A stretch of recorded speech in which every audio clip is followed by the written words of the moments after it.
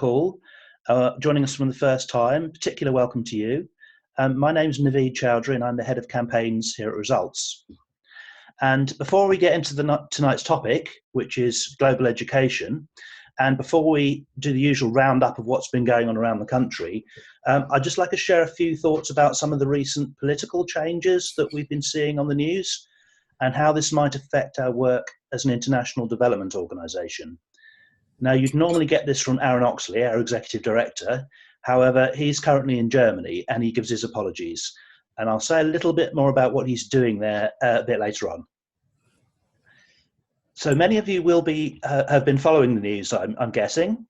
And obviously we had a less than clear election result, which actually challenged a lot of the assumptions that many people were making even just a couple of weeks ago. Now, many of you got active in the run-up to the election and contacted your new MP since the result was announced. Very early on in that campaign, as you know, all the major parties came out in support of the target of spending 0.7% of our national income on aid. And so people thought, great, that's job done, as long as we keep our eye on that and make sure that the aid is going to be spent in the right way. Now, we were also hoping to keep for international development as an independent department. There were some rumours that that might not happen, but it has. So that looks like a big win as well. Though we do have new ministers who are working jointly to Department of International Development and the Foreign Office. That's not unprecedented, but we do need to keep an eye on this. So this was actually, genuinely a big win, and thank you to everyone who played a part in either persuading moderately sceptical or persuadable MPs, either to back off from using aid as a political football, or coming out publicly in support of something they believed in, but perhaps didn't feel it was in their political interests to say anything in public. And there will, of course, been MPs who are persuading hard within their parties behind the scenes. And all of that was influenced by you. So thank you very much. We've been working very closely with colleagues in other international development organisations to coordinate our actions and pool our knowledge about what's happening. One thing that became clear to all of us is that with the current Prime Minister now looking politically weaker than anyone might have expected a few weeks ago, this could potentially embolden people who are against aid to have another go. And I think we've seen just yesterday another attack in the media. And who knows if potential leadership challenges within the Conservative Party might put reducing aid as a rallying cry to people they want to win over. On the other hand, it's quite possible that a much reduced threat to aid is there because there are other political battles to fight that are more important. So the upshot, I think, is that we genuinely don't know what the future holds, and we're keeping a very close eye on the statements coming out of the major parties. What remains true is that we continue to work with parliamentary champions from all the parties, and we'll continue to do that on the specific issues that we're working on health, education, and access to economic opportunities. I just wondered if anyone wants to sort of share any thoughts on this subject before we move on, because it has been quite a dramatic few weeks. So I'll just open that up to anyone who wants to share anything or ask a question. Or in Macclesfield. Go ahead, Jay. Hi, it's Ricky in Macclesfield, Naveed. Hello, Ricky. I apologise because I'm far from being an expert in this area, but this 0.7 commitment is beginning to feel to me like a sort of sticky wicket, which we have to continually defend. And so far, obviously, we've managed that, or don't know that we've managed it, but so far the political parties are actually sticking with that as a policy. I wonder if groups like us, because our objective is actually to end poverty, as you know, so I wonder if rather than being defensive about 0.7 as a political policy, we should be more, we should go on the offensive really and say the policy should be much stronger than that. The government policy should be about ending poverty and try and look to strengthen that sort of manifesto issue. Does Results have a position on that? Okay. I'll have a go at answering in a minute, but can I take a few other thoughts first around the country? Did anyone in the Stort Valley group have anything to say about where one of the MPs from your neck of the woods, Robert Halfon, getting on the Today programme, thinking that suggesting that aid and public sector pay were sort of two oppositional things? I know that caused a bit of annoyance. Yeah, I was annoyed. But I haven't contacted him. He's not my MP, but he is an MP in our catchment. I would have hoped that Anne Neuhaus, who's our partner, who is in his constituency, might have been in touch with him, or we could encourage her to do so, or we can just get in touch with him ourselves. He did say he was passionate about overseas development, in the same breath as calling Yes. it a sacred cow, and I was very disappointed. Yeah. That doesn't really contribute very much. Well, I don't know. Just sort of thinking about those 2 points together, Ricky, I think you're absolutely spot on. We have a number of people out there sort of seeing this 0.7 as a target. Then it allows people to sort of talk about this as a sacred cow, using that kind of language. I think we've been very successful at defending that, but I think it's become a thing for people to pitch at, to carrying on with the sporting metaphor. And I think that what many of us in the international development sector would be keen to do is do exactly what you said and talk up the absolute value of international development efforts and try to bring to life to people what our money is actually achieving. What does Britain do in the world? And we can all think of examples where money that's come from the British taxpayer has done some amazing things on health and education, and we're talking about one of those things tonight. So personally I couldn't agree with you more, Ricky, on that one.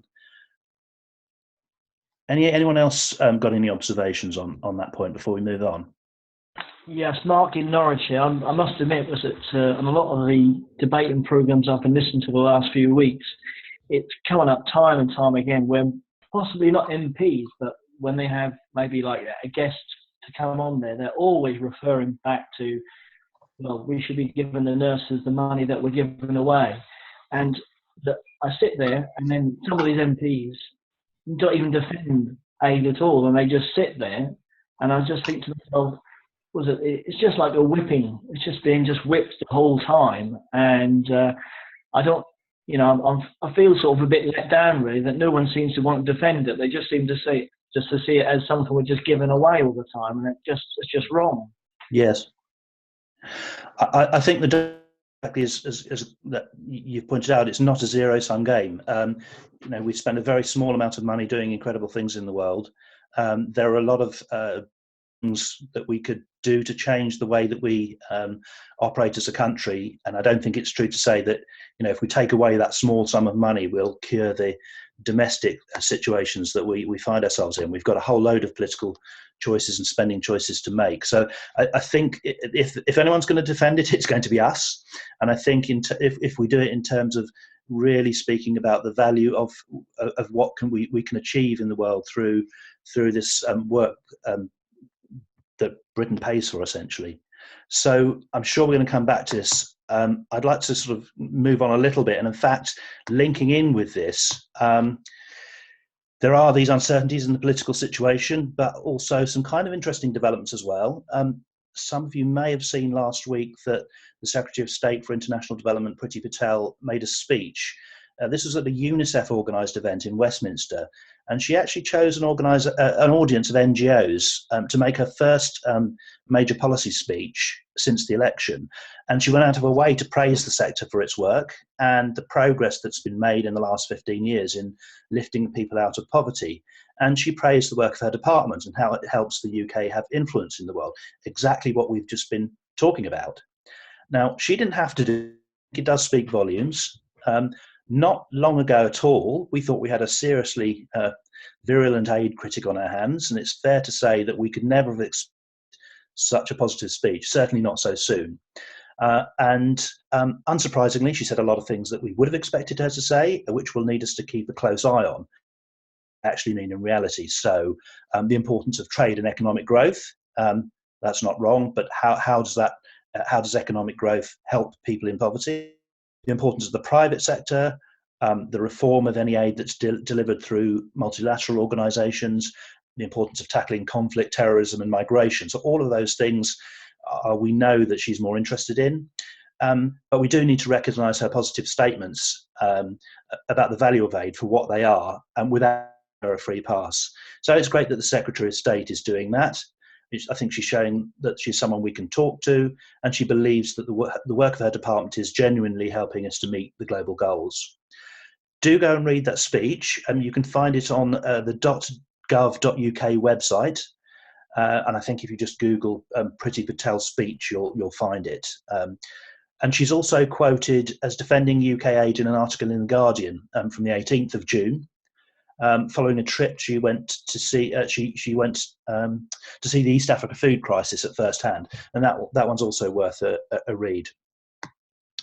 So you can expect us as a result, I think, to, alongside other organisations, other NGOs, to continue to comment on that global Britain narrative that she's using. That's the current government's framing of its role in the world, which it manifests in part through UK aid spending. And I think we'll continue to make that case raid with MPs of all parties, not necessarily talking about aid and 0.7, as Ricky's mentioned, but often through the medium of those very specific changes we want to see on the issues we're working on, as you do, month in, month out. I mentioned that the various international development agencies are working together. We'll let you know if there are any joint activities that you can take part in, either locally or nationally. Don't expect to see a massive public movement like Make Poverty History in 2005, for those of you who remember that. Do expect us to continue to share intelligence about the political context for our work, and we'll be focusing on winning public support for aid, and particularly at the constituency level, which is where we find that contact genuinely and increasingly valued by politicians. And so you guys are right at the coalface in a way that few other organisations.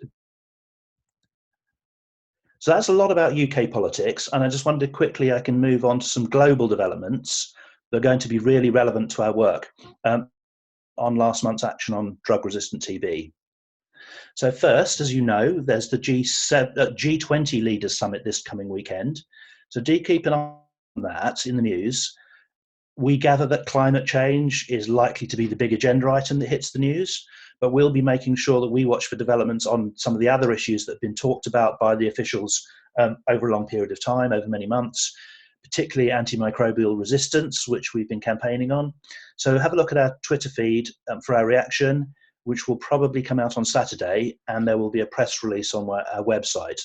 We know that AMR is on the agenda. What we don't know, and we're hoping for, is that last minute work on getting TB language in there will bear fruit. And that's going to be really important to make sure that, as we've been asking for, action on TB is at the cornerstone of the world's response to antimicrobial resistance. Now, I mentioned that Aaron is in Germany. He's not actually there because of the G20, but because he's delivering a presentation at the meeting of the Munich Climate Insurance Initiative, or MCII, arguing for what we call pro-poor principles to be at the heart of an insurance-based response for managing the risks of climate change. We haven't campaigned on this publicly for a few months. Some of you remember we did last year. Do be assured we're continuing to work on this behind the scenes, and we'll come back to this with you when the moment. I'd like to just finally, on this kind of general roundup, talk about the sign-on letter on polio eradication, which many of you worked hard on at the very start of this year. That letter is now, I'm told, going to be sent tomorrow as a kind of civil society and parliamentarians to encourage the UK to add to the fantastic amount that was raised at the Atlanta pledging conference in June, but obviously the UK unfortunately couldn't attend. And we hope they'll help to fill the remaining funding gap of £300 million. And we have actually heard that a rumour that a pledge could be quite imminent. So this is a great time for bringing that pressure to bear, and this could possibly be the final hurdle for that UK pledge. Thanks to everyone who's taken that action since the beginning of the year on that very important child health issue. So just before we go to the this month's discussion topic and see if our speakers joined us, I'm just going to ask Maddie if she can help us do a roundup of what's been happening around the UK with your contribution to this month's advocacy. So over to you, Maddie. Brilliant, thanks Naveed, and hi everyone from London. So firstly, I just wanted to say thanks to everyone who took last month's action on drug-resistant TB and the G20 at what was very short notice. We know that at least 14 of you contacted your MPs in the run-up to the G20, meaning that 9 new MPs signed on to the letter, and even more MPs were signed up by our parliamentary team who contacted MPs directly in places where we didn't have groups. We'll try and give you and the MPs more notice next time. We think that William in Linlithgow now holds the record for the fastest response ever from his MP. So within 2 hours and 20 minutes of last month's conference call finishing, he'd sent us a message to let us know that his MP, Martin Day, was happy to sign up. So thank you so much, William. Jill Price has also taken her campaigning to a new level a couple of weeks ago when she used the opportunity of an unexpected train journey with her MP to lobby him for 40 minutes on a whole range of international development issues, some of which included polio and TB. Also wanted to say congratulations to the London group on their campaigning stall at a More in Common event in Hackney 2 Saturdays ago, where they were asking people to sign up to our The Drugs Don't Work campaign. And I know they had a really successful day, and Neil is going to tell us briefly a little bit more about how it went. Sure. So we had an event a couple of weeks ago, as Maddie says, Hackney Unites. It was an event mainly held with charities from across London, also part of the kind of Joe Cox Better Together campaign. And so we held an event that we got people to tweet essentially. So we told people about the G20 summit coming up, got people to write messages about TB and why they think it's important and why they think Theresa May should bring TB to the G20. We had lots of interest, lots of people tweeting really nice messages in support of AMR, in support of measures against TB. And so we had a kind of constant flow of pictures on Twitter throughout the day aimed at Theresa May with messages in support of acting at the G20 on TB. Yeah, thank you, Neil. Lastly from me, I also really enjoyed joining the Brighton group on Saturday at a refugees welcome event which was held in the Brighton Dome, where they had a stall and we had a great day talking to members of the public and recruiting new members to the group. So well done Brighton as well, and I think they're going to tell us briefly a little bit more about how it went. Hi Maddie, Brighton here. So we went along to the Brighton Dome where there was an event called Connect, which was all about refugees. It was local charities and NGOs who work with refugees, bringing a number of different stalls together. There were stalls from us and Amnesty, as well as local NGOs that work with refugees. There was refugees from across the globe, and many of them were telling their stories through song and poetry, and there was a really incredibly positive atmosphere throughout the whole event. It was really wonderful to be part of. We managed to get a number of people to sign up and handed out many flyers, and yes, it was just a very positive event. And a thank you to Maddie for coming down and helping us out. Brilliant, thank you so much, James. And that's all from me, so back to Naveed. Thanks, Maddie, and thanks everyone for sharing your actions. It's really great to hear about all of those. So let's move on then. In recent months, we have been focusing quite a lot on the health side of our mission as results because of the nature of the opportunities that have been there. And in the coming months now, we're going to see an opportunity opening to influence the way that the world funds education. As some of you will remember, we tried to launch our education, or we did launch our Education Counts campaign in April, but were immediately overtaken by the general election. And now we need to come back to that issue so that we're influencing politicians in advance of the next major opportunity to influence the global processes through which the funding of education is channeled. And as you know, education is another right every bit as essential as health, without which children will inevitably grow up disadvantaged and marginalised, especially girls, children with disabilities, as we shall hear. So I'm delighted, I hope he's on the call, I'm delighted to introduce our expert speaker, who is Barry Johnston. Barry, are you with us? I can see your picture. Yeah, I'm here. Can you hear me? Yes, very well. Thank you very much for joining us. No problem. We're really pleased to have you here.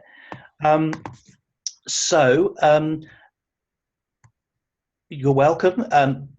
If I can just introduce you very briefly, Barry is Associate Director of Advocacy at the Malala Fund, which was set up by the Nobel Prize laureate Malala Yousafzai and her father after surviving an attack in Pakistan.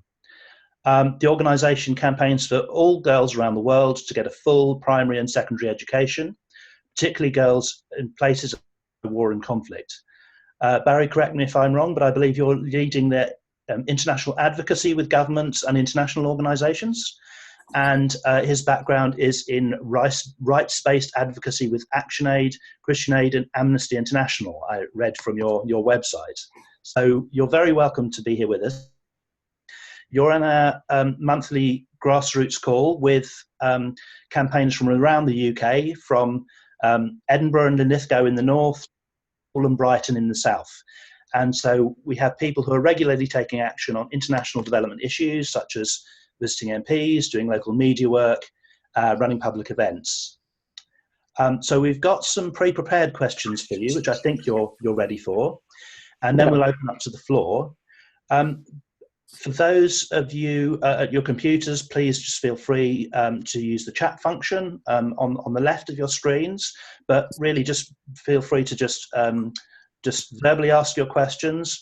And then you also, as usual, got the opportunity to text in questions.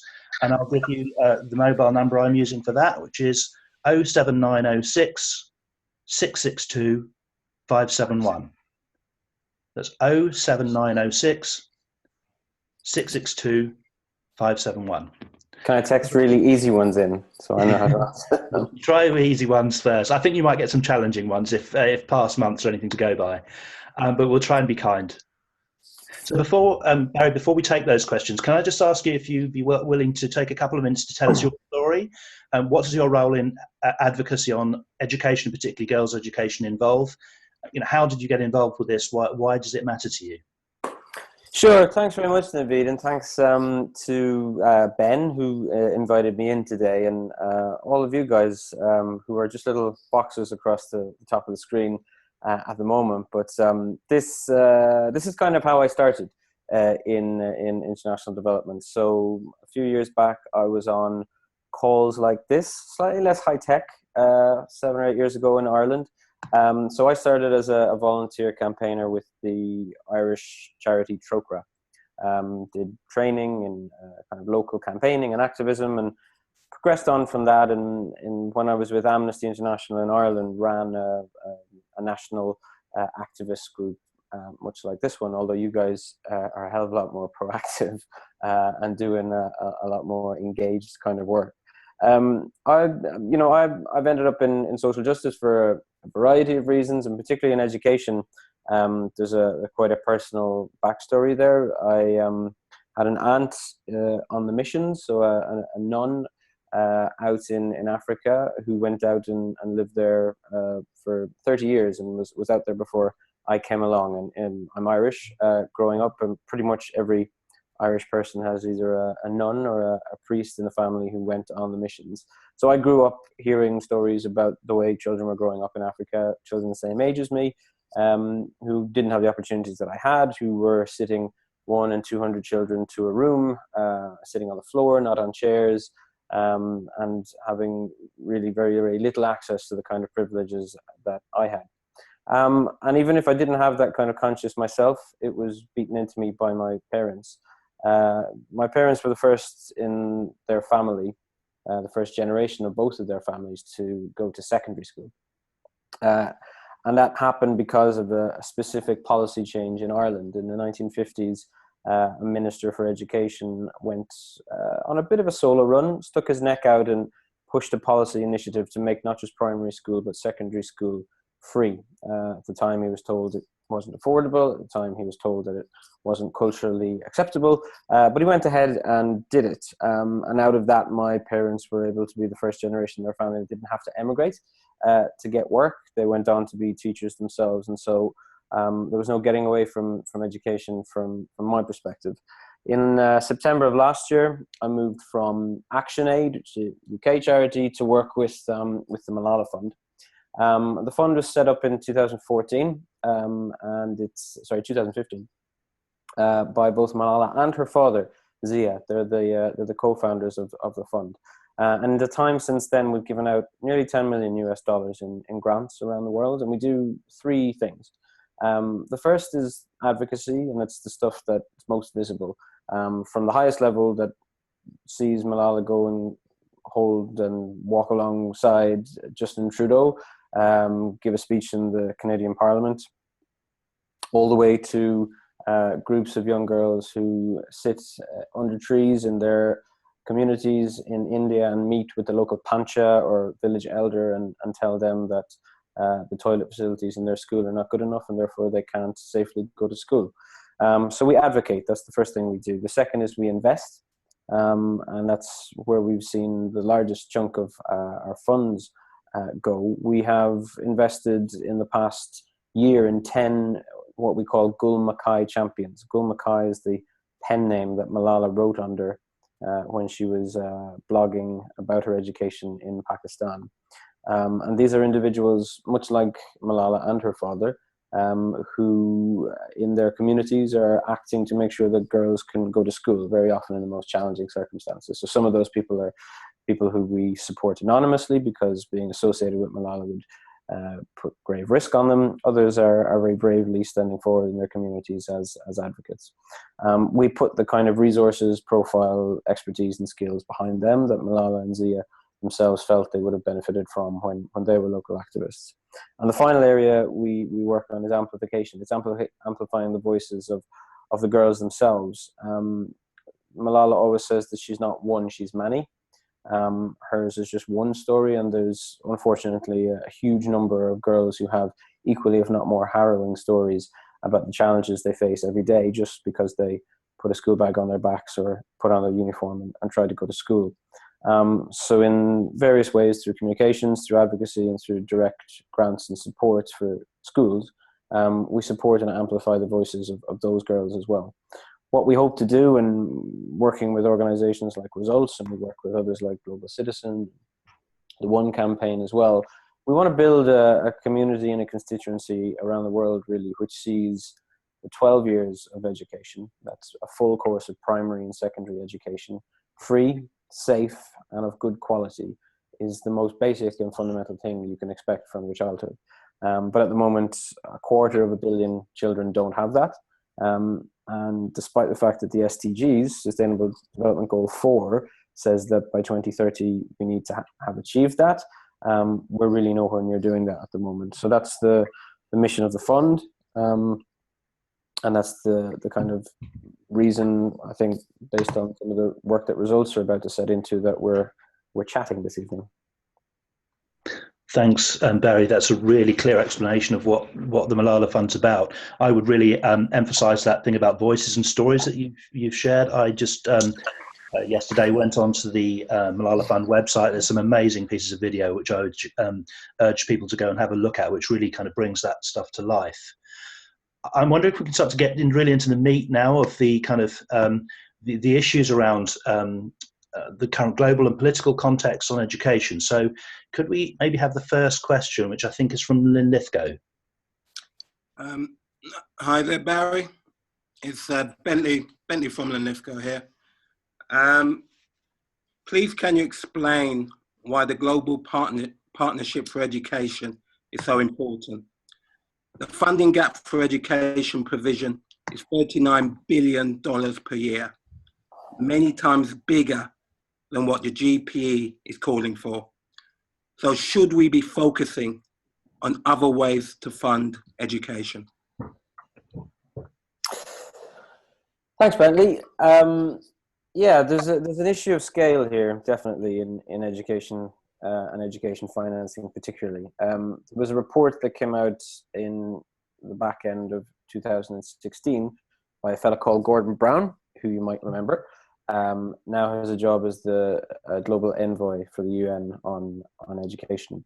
And his commission on education financing came up with a figure which is eye-watering when you think about it. He said that as things currently stand, we spend roughly, including money that people pay out of their own pockets, 1.2 trillion on education every year. Seems like a big number. But actually we need to be spending 3 trillion to get to where we need to get in terms of educating all the boys and girls up to 12 years of education. And initially that's quite an off-putting number. It makes the task feel a little bit big, and once you get above a certain number of zeros, it can start to feel daunting, no matter how big it is. So 1 billion, 39 billion, or 3 trillion. But you can break that down into a number of different figures. The most significant figure, and I think we kind of all really need to bear this in mind, who pays for the education system in the UK? All of you and I, as taxpayers, do. The UK is able to fund its own education system. And despite the difficulties that they're facing, there's an obligation on the poorest countries in the world to prioritize and spend the resources that they have on education as well. So of that massive gap in education financing in the trillions that we're talking about, actually 97% of that money is going to come from the countries themselves. The 39 billion, the figure that you allude to, is what's the missing gap every year from international financing. And within that, you have a sliver of that money, admittedly, which is around the Global Partnership for Education. But the thing here is the Global Partnership for Education isn't a funding or a financing body in the same way as some of the traditional bodies that you might be familiar with. If you've been involved in the Global Fund on HIV or in Gavi campaigning, you'll know that these are big chunks of money, and they seem to be of a much higher order than what we're asking for in education. But the thing about the Global Partnership is the word, or the name, the clue is in the name. Partnership on education has a particular model, which means that the partnership operates in country as a system strengthener. So very small investments of money, relatively speaking, in the tens of millions, can help a government education department to figure out what the challenges are in its own education system, identify the gaps, and understand how it can invest its own money better in order to get a much bigger payout. Equally, the Global Partnership is able to bring in and coordinate other donors. But where you have a Global Partnership for Education country, they have what's called a locally owned national education plan, and that's developed by the national government, by the civil society groups in that country, and by international, both bilateral donors. So maybe the UK or the US might be giving that country money for its education system, and the World Bank might be giving it as well. So it acts as a kind of a central coordinating body, and in that way you get a much bigger and more positive effect for the kinds of money that are invested. So for a very small amount of money, you'll get quite a big return in terms of the impact. So that's the first reason. A small amount of money that the GPE might look like has a big system strengthening effect. And that allows both the developing countries to invest more of their own money, and it allows donors to invest more international money in a way that we can be more confident will be effective. You need to have a functioning education system into which you put that financing. The second question is, the second point on why this is a particularly important replenishment for the Global Partnership is that it has recognized that fact, that it's a small amount of money, and it recognized that it wants and it should grow. The challenge is, up until now, the Global Partnership, which has been in existence since 2002, has tended to miss its funding its funding targets. So the last replenishment missed its target by 40%. And if you think that the Global Partnership has set itself a more ambitious funding target this time around, it means that it, and we as campaigners, and the governments who need to provide that money need to massively step up their game. So that's why this time the replenishment has an even bigger kind of a significance, because it's a bigger challenge, it's a bigger lift that the international community needs to get the partnership's funding to where it needs to be. And the final point that the Global Partnership replenishment this year is an important one to really focus on, is because it's not an end in itself. It's really a beginning. And it's the staff of the Global Partnership that are saying this as much as anybody else. The world has now recognized, partly thanks to the Gordon Brown report on education financing, partly thanks to new figures which have been released even since the Sustainable Development Goals were produced, which have shown that there's actually more children out of school than we even thought before. The world has recognized that it's kind of neglected this issue. It's left a bit of a blind spot. And in recent years, it has focused on getting health financing in the right place. It's put money, sometimes positively, sometimes not so successfully, into nutrition and food security. But education has been out of the spotlight. And more it's being seen that really, if we want to achieve all of the sustainable goals, if we want to get to a point where a lot of the big ticket issues that are challenging in global politics at the moment, economic instability, political disenfranchisement, extremism, all of these big tough questions can't really be answered unless we have a strong, educated generation coming through.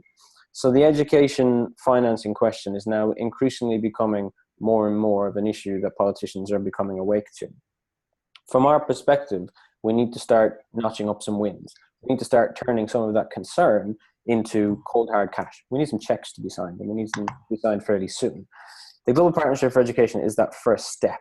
If we can get a successful replenishment this year, if we can make it a bigger figure and get closer to or indeed surpass that figure, and we weren't previously, it'll prove two things. It'll prove that as campaigners, we're more effective, we're better, and we're more engaged in education. But it will also show that politicians and people signing checks are listening.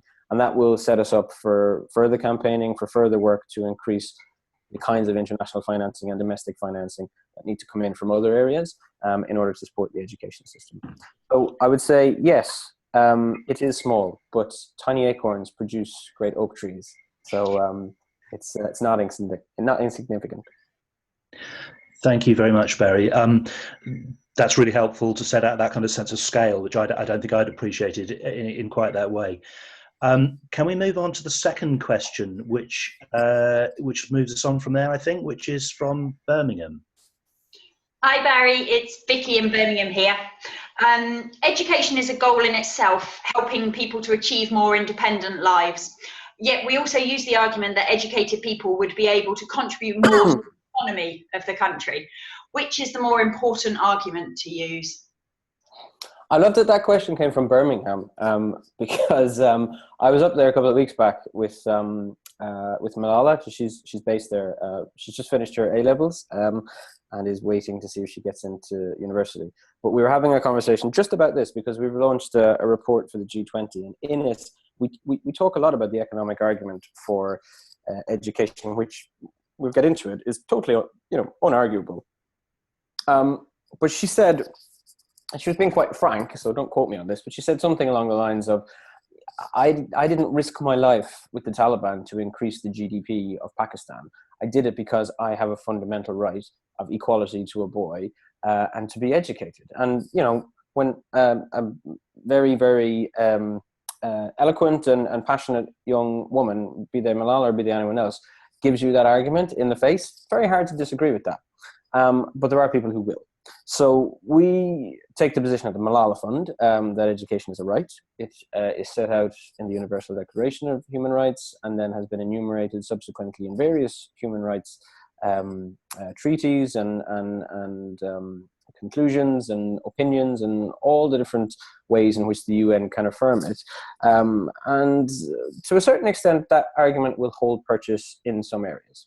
I think increasingly we're seeing that the developing country grassroots movements are becoming much more sophisticated in using international human rights mechanisms to really, really challenge and fight for their rights. One of the really interesting areas that we've seen recently in the education sector has been the debate about the privatization of education and whether it should be provided free by the state, or whether people should pay a small amount and whether companies can make a profit from that. The rights-based arguments, and certainly the work of human rights treaties and procedures, like, for example, the Special Rapporteur, the UN's kind of authority on education, have been to the fore in arguing back against that.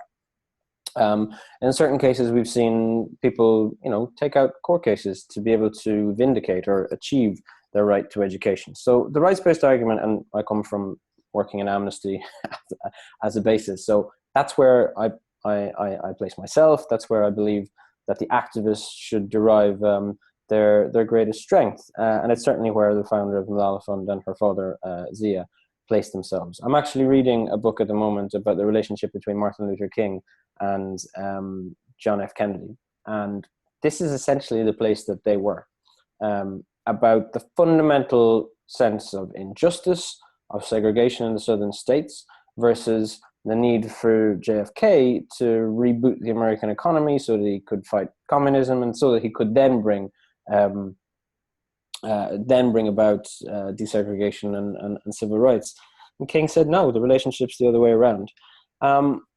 So we spent a lot of time working on both tracks of this kind of argument. We spend our time talking about, and I should say what's important is it's not me talking about it. When you talk about education as a right, that's best coming from the rights holders. So that's why we invest in the girls themselves. That's why Malala anymore, because she's now kind of moved into an adult phase and has finished school. She will, when she goes and meets heads of state, she'll meet them with girls who have been denied their education, and she's traveling through the summer to meet them. But there's kind of two instances where that argument maybe doesn't hold so much water, and there's different ways to counter that.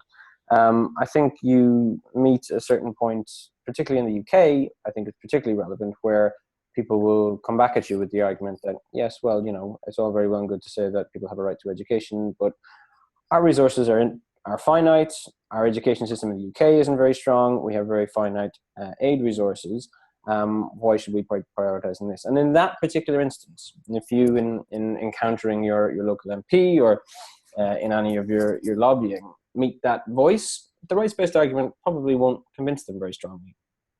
But that's when you hit them over the head with the weight of evidence that's there that shows that investments in girls' education lead to better health outcomes, which means that you spend less money on your healthcare.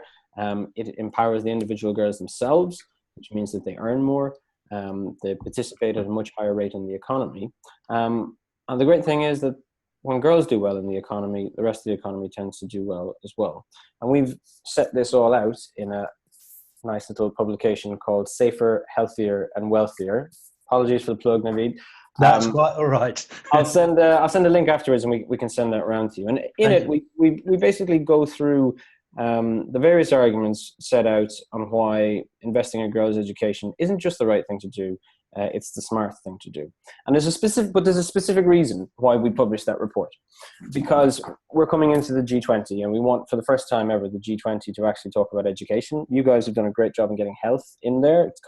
It's safe. It's in there all the time now. It's a question of getting the right stuff in there and the right commitments and follow-up. Education never gets mentioned. So this year we hope that we'll get it in there for the first time. But if you're talking to the G20, you're basically talking, in the most, the leaders show up to sign the communique at the end and get their photos taken or not taken with the other leaders, as the case may be. But so you're basically talking to finance ministers and governors of central banks. These are the people who have only got an eye on the bottom line. And this is where you have to be able to go in with the hard arguments around the need to make a self-interested case around education. So it's about choosing arguments which are for different purposes and different courses. And I can tell you that actually the arguments can work in some surprising places. So again, Malala and Zia will talk about the time that the Taliban first arrived in their village in the Swat Valley. And the mandate came down that all girls were no longer allowed to go to school.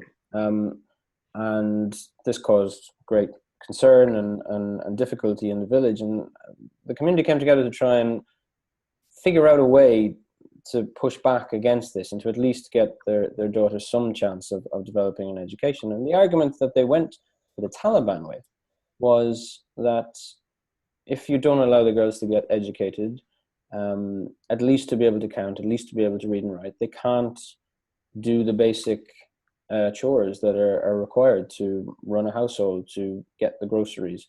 And this argument fell in a very cynical way with the Taliban on kind of receptive ears, because they didn't want to have to do those jobs themselves. So they revised their position, and all of a sudden girls were allowed to go to primary school, but not to secondary school, because we wanted them to be able to run the house. We didn't want them to get difficult. We didn't want them to become empowered. And that next stage where you become even more difficult, the opposition becomes even more difficult and entrenched. That's when you have to, I think, fall back on the rights-based argument. That's when you have to really start to speak truth to power. So I think you come full circle then. Great, thanks for that. Thanks for sharing those little stories about Malala as well. That's really lovely to hear, illustrated in that way. We're a little bit behind time. I've got one more question, which I think is from Oxford, and then I want to make just a few minutes for us to just open questions and use the rest of that time to ask whatever questions are still out there. So can we move over to Oxford to ask the last pre-arranged question?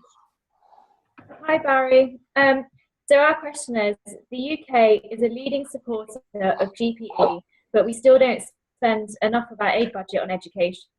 So how realistic is it that we will increase our contributions to GPE this year? And what else can be done to help in addition to the replenishment? Yeah, that's true.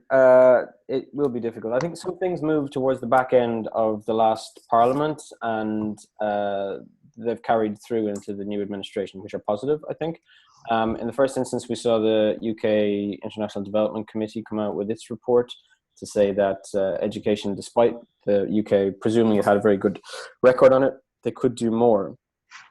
And that included its contribution to the Global Partnership for Education. It included needing to step up its financing and at least hit 10%. We argued for 15%, but 10% at least if you only count contributions to primary and secondary education.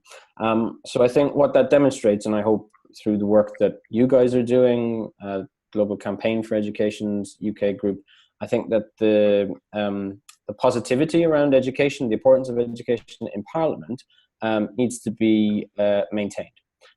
So I think there would be definitely an interest and a desire for the members of the committee who are coming back to the International Development Committee to kind of revisit that area and make sure that the incoming Secretary of State in the new administration, albeit the same Secretary of State, would maintain that commitment and look to increase it. We've also seen in the manifesto, in terms of issues that were highlighted, girls' education specifically was picked out twice in the manifesto as an area for specific focus. And I think that was starting to reflect some of the arguments that the government was hearing around the kind of cross-cutting benefit of investing in girls, because, and we go back to it, the British government wants an argument on its aid that's about value for money. And to be honest with you, you can't get a better investment than educating girls. And I think the third area I would say is that it started to sneak into the Secretary of State's list of priorities when she goes through them. Her first article in The Guardian recently put "and education" at the end of her list of what Naveed had said she'd mentioned in the briefing or the speech in Parliament as well. We also know that within the Department for International Development, there's a new education strategy being actively discussed and considered, and there's, I would say, a fairly healthy lobby within the department up from officials that education receive a greater prioritization. Interestingly, where the political support comes for greater spending on education isn't actually currently at the top of DFID. It's at the Foreign Office and at number 10. Theresa May wants to be remembered, well, certainly before the election she wanted to be remembered as an education reforming Prime Minister. She's not going to get that chance domestically now. Don't think the grammar school things is going to happen. Don't think other things that she's perhaps had been considering will happen. She can do it in an international development sense. She could certainly become a champion for girls' education at a prime ministerial level. And we also know that the Foreign Secretary and his recently appointed Special Envoy for Education, Joanna Roper, for girls, for women and girls' rights, they're both staunch advocates for girls' education from a peacekeeping and diplomacy point of view as well. So I think there's a bunch of different places at which you can kind of come in and see positive arguments around education. It's not going to be easy, and there's always many people looking for their own slice of the pie. But I think there's a set of arguments, there's a new understanding, and there's a building campaigning base around education, which mean that alongside an escalating different budget, as we hope it will continue to be, there's definitely space for increases on the education slice of the pie.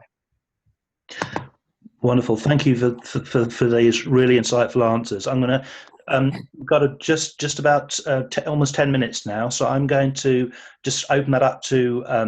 There's one in this. There's one in the chat here. Should I respond to that? Yeah, that's from Norwich, isn't it? Should we go read it out for those who are joining us by phone and can't read that? Hello, Norwich. Norwich has asked, despite the UK being a global leader in education at the last replenishment, only 210 million of 300 million pledge reached GPE. Does the UK government need to do more to encourage more donors to pledge more at next year's replenishment? Yes, very good question. The UK government introduced something called a spending cap, a percentage cap. It has always been the strongest backer of the Global Partnership for Education, and you kind of have to give credit where credit's due. Even as an activist, you grudgingly have to say well done every now and again. But the cap means that they will only give 15% of the total amount given. So if 300 million is promised, and the UK says it will give 15%, and only 210 million is given, it means that the UK slice goes down as well. So you might say, cynically, there's a self-interest argument for the UK not to see a full replenishment because you can save some of that money. But the fact of the matter is, once it's budgeted, the government needs to get that money out the door, thanks to 0.7. So I would say that there is a role for the UK to play in terms of motivating other donors. It can certainly bring to the table a moral case to say that we're doing it, therefore you should do it. I think that's more challenging at the moment. The UK is not going to be able to play the kind of ringleader role it has at previous points on these issues because it's expending its political capital on Brexit and the bandwidth of the government's international apparatus just isn't there. We've also seen this year that, I think it's next week, they're organising the event on family planning. So some of its ability to go around with the begging bowl and try and corral money that way will be gone. I think there's definitely a keen awareness in the global education sector that that's the case. You normally rely on the UK in these instances, but I think there's a very, very strong sense that both the Canadians and now definitely Macron in France will be able to step into that gap a little bit. But, you know, while complimenting and commending their work, we must be able to hold the British government's feet to the fire on this. And allowing it to kind of back away from what should be a global leadership role because it's distracted in other areas isn't something that we should accept. Absolutely. Thank you. So let's have another question. Anyone just want to open up, just to ask a question verbally? I've got nothing on the text so far, so go ahead, anybody. Hi, it's Macclesfield again. Hi, Naveed. And hi. Go for it.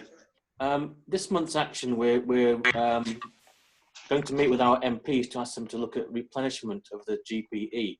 So just more kind of just to recap on the sort of arguments that we could use to keep it high on their list, really. I mean, is it best to, obviously the argument about funding girls' education is very strong. Is that the best thing to go with, or should we talk about the GPE as well, or what do you suggest? I would say that, I mean, you need to get them interested. You need to get them in principle on your side. So it depends very much on the MP. So, but assuming that you're not talking to a Jacob Rees-Mogg or any other individual who just wants to slash the budget entirely, I think there's the three arguments that I would use. The first is around value for money. And that is very, very clearly borne out that when you put money into girls' education, it gets the best results that we can find. I think the combined investment in girls' education and sexual and reproductive rights is like the single biggest investment that you can make. But it has a cross-cutting effect on things like even things as diverse as climate. So in the first instance, you say, yes, we value the aid budget, particularly for an aid defender. You say, we get that you get heat from your constituents who don't want it. This is the kind of thing that we need to be able to invest in to show that we can get results and show that we're getting value for money. The second is about that women's rights framing. I think the government has set in motion an apparatus in its international affairs, both in the Foreign Office and in DFID, that can't be brought back. The government wants to focus on women and girls in its international affairs. 130 million girls around the world are out of school. The UK government has been a leader up until now, and it needs to continue that, because actually those numbers are stagnating. So the investment that it's made needs to have follow-on, or otherwise we're not going to see the level of improvement.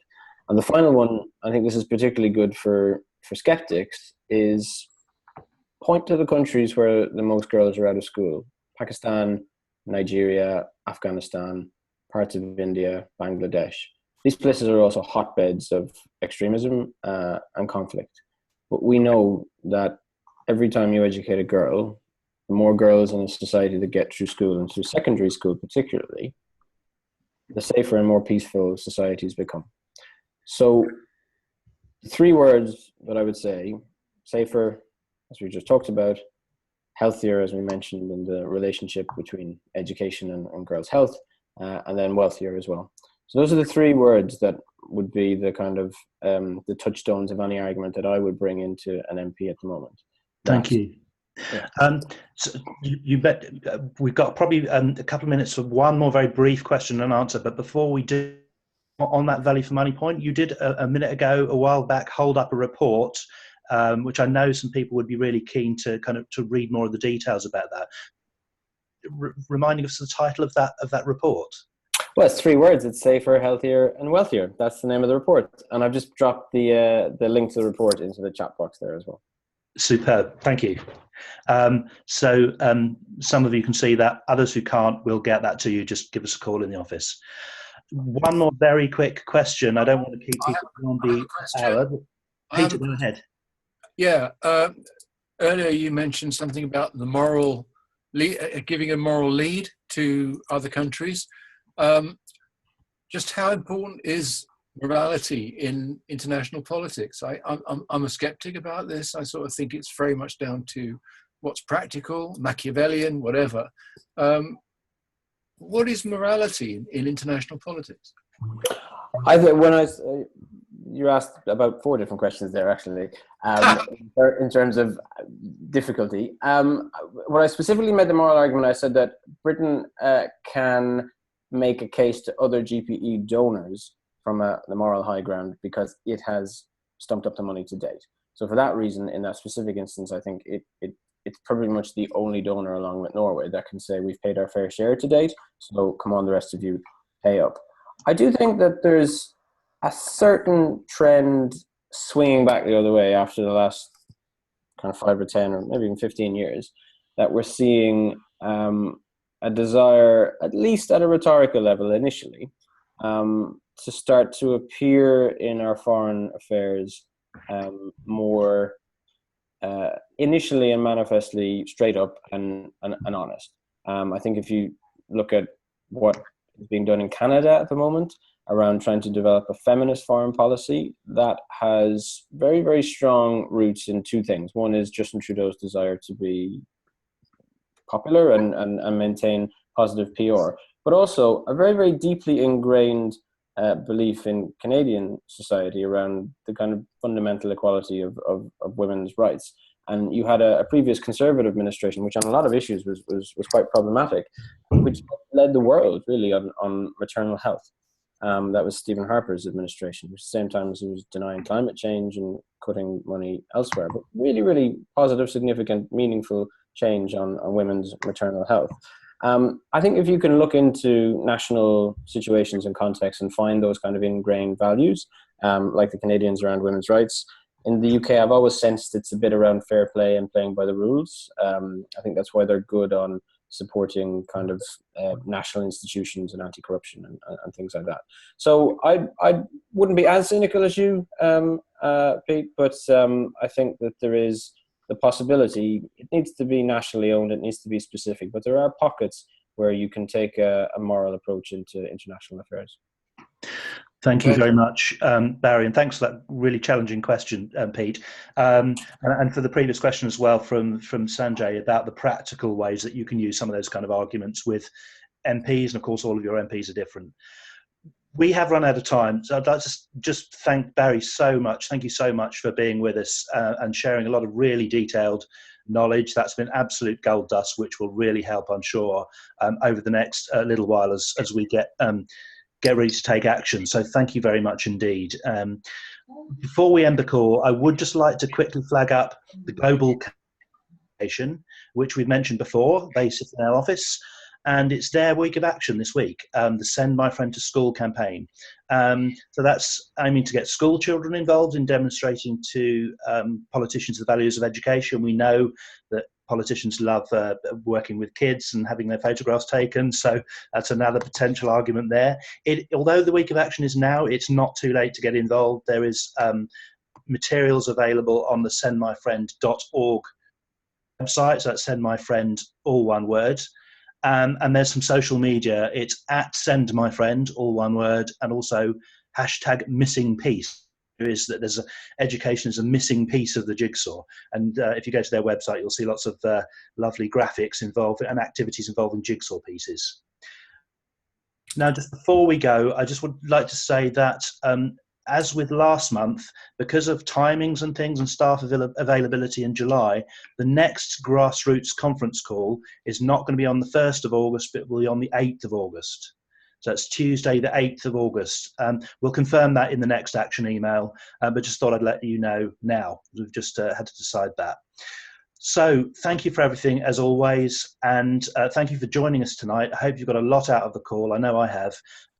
So enjoy the rest of your evenings. Thank you. Bye. Bye, everybody. Naveed, have you got a minute there? Yeah. Yeah. Great call this evening.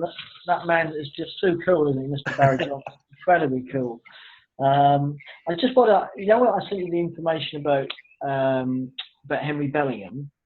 Said he'd like to sign up to the G20 letter. Was that the one that you were referring to in the email back to me? Yes, he's on the list. Yeah, that's okay. I just wanted to sort of double check. Thank you for that. So I know he's also signed up to do the GP, although the polio eradication as well, hasn't he? So yeah, no, we did just get him in time. Thank you ever so much for that. That's fine. That's great. Okay. Thanks a lot. Great. Nice to see you. Looking good Nice as to see ever. you. Thanks again for the postcard. That's all right. Always a pleasure. Always a pleasure. Take care. See you soon. Bye. Bye, everyone.